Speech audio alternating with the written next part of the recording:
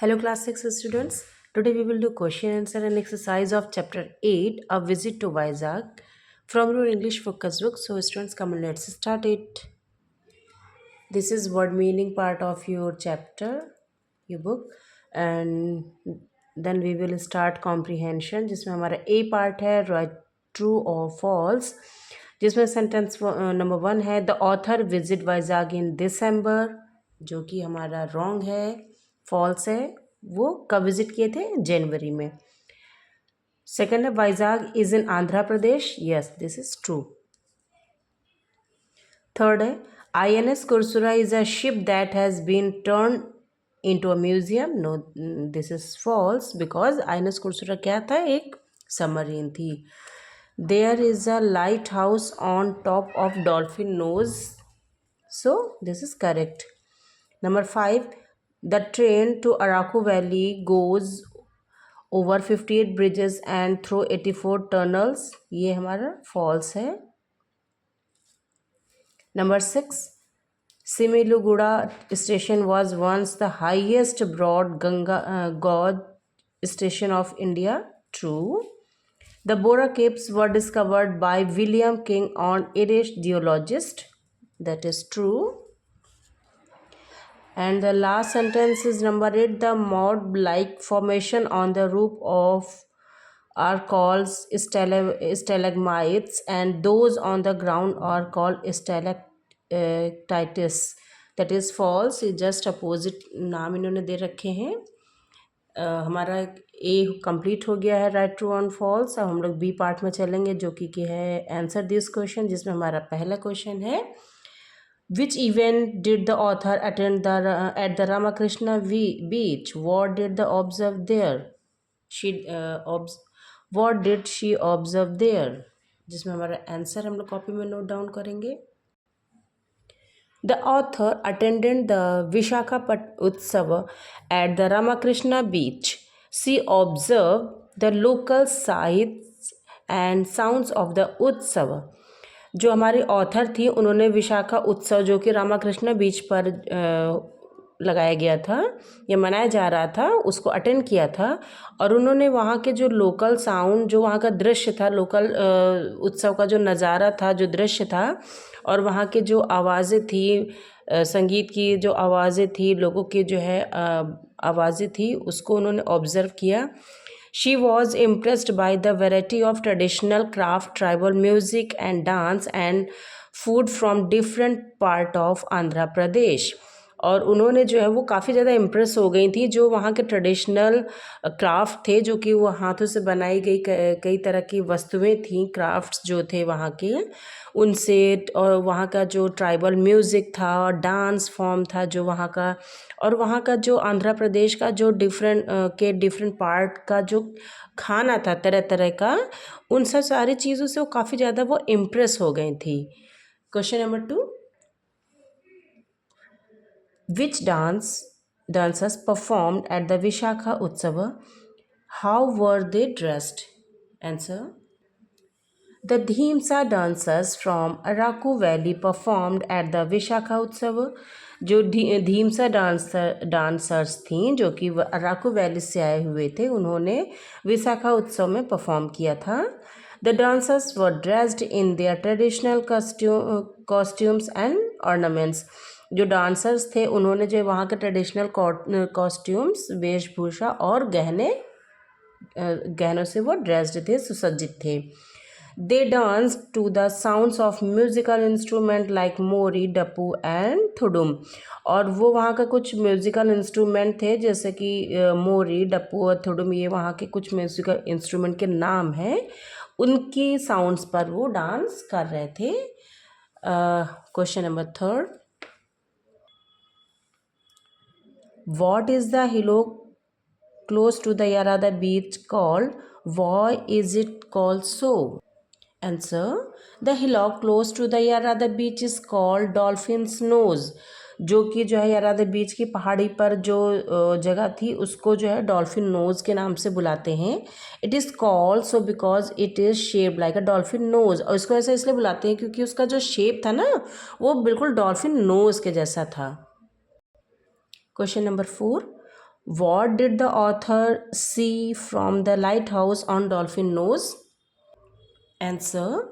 When the author looked down from the lighthouse on Dolphin Nose, she saw that the road leading up to the hill had a temple, a church, and a mosque together.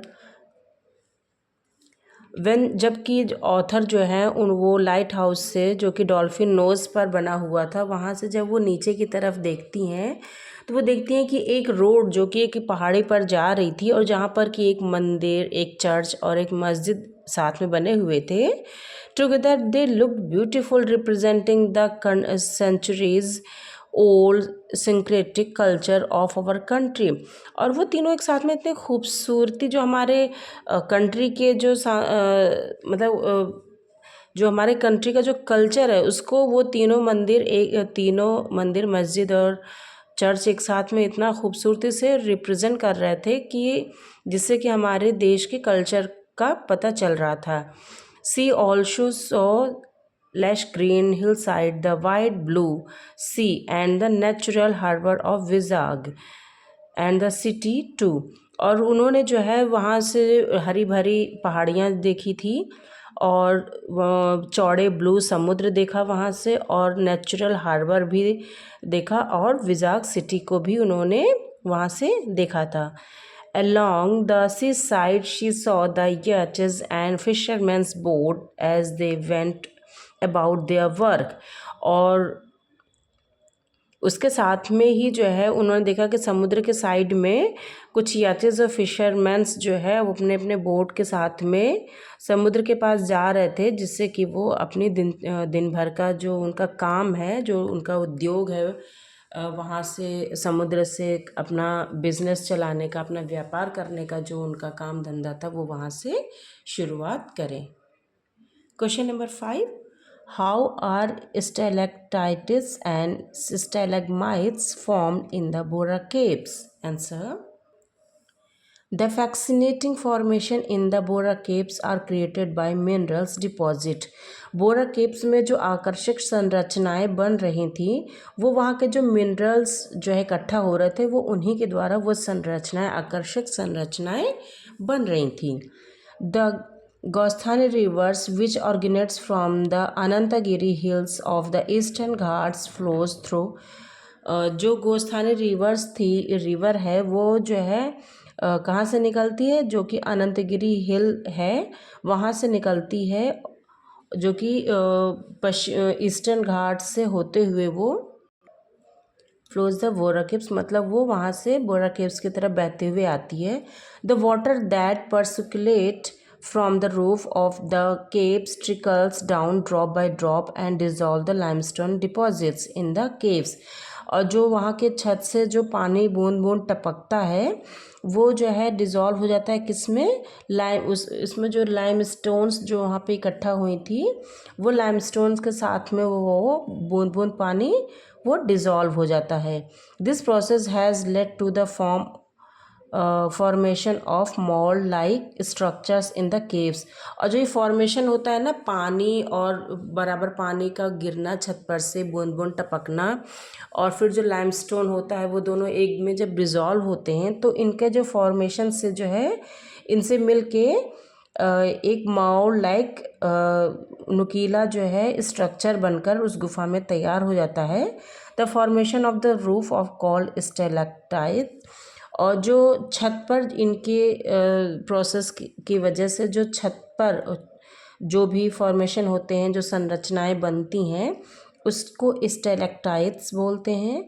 और ones on the ground are called, और जो ज़मीन पर संरचनाएं बनती हैं उनको स्टेलेग्माइट्स बोलते हैं.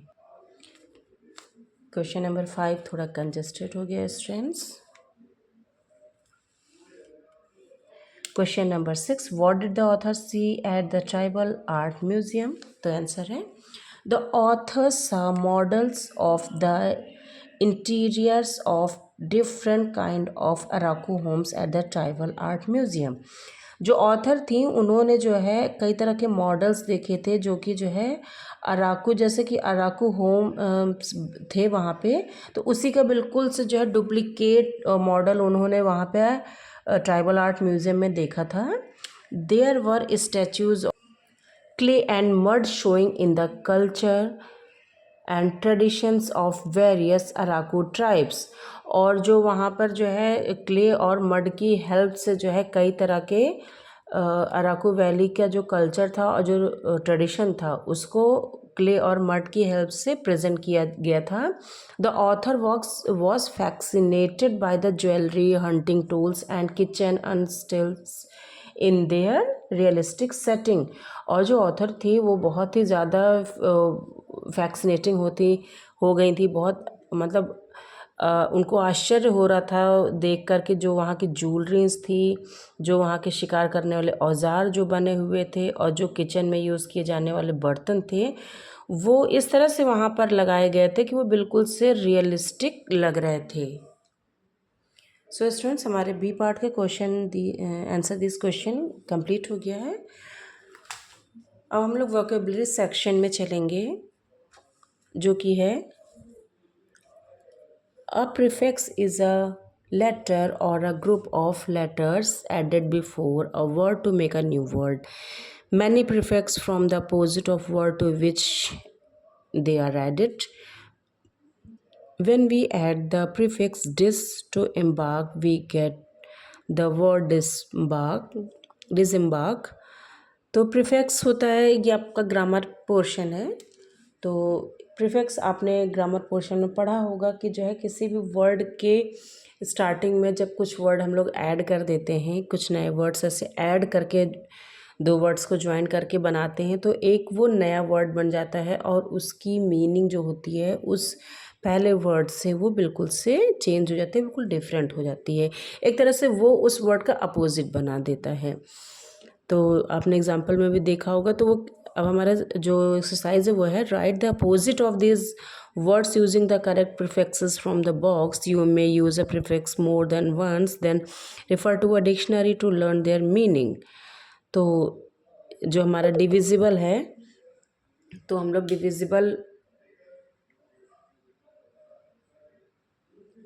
डिविजिबल में हम लोग अगर इन को जो है लगा देंगे तो हो जाएगा इनडिविजिबल। और सेकंड है कंफर्ट, जिसमें कि हम लोग डिस प्रीफिक्स यूज़ करेंगे तो हो जाएगा डिसकम्फर्ट। थर्ड है फॉर्चुनेट, तो हम लोग अन यूज़ कर देंगे तो हो जाएगा अनफॉर्चुनेट। ये जस्ट इनके अपोजिट्स बनते जा रहे हैं। फोर्थ है प्रोपोर्शनेट, जिसके आगे हम लोग डिस प्रीफिक्स लगाएंगे हो जाएगा डिसप्रोपोर्शनेट। नंबर 5 अवॉइडेबल, UN लगाने के बाद हो जाएगा अनअवॉइडेबल। नंबर 6 है पार्शियल, जिसमें कि हम लोग एम लगा देंगे तो हो जाएगा इम्पार्शियल। नंबर 7 रिवर्सिबल, जो हम लोग IRR लगा देंगे IR लगा देंगे तो वो हो जाएगा इरिवर्सिबल। और इंटरप्रेट, जिसमें कि हम लोग जो है MIS लगा देंगे तो हो जाएगा मिस इंटरप्रेट। नंबर 9 रिपेयरेबल, और IR लगा देंगे तो हो जाएगा इरिपेयरेबल। नंबर 10 मेरिट, और इसमें हम लोग DE लगा देंगे तो हो जाएगा डीमेरिट। ये जस्ट इनके अपोजिट वर्ड्स हैं। Then the author visits many places in Vizag as a tourist. This is called sightseeing.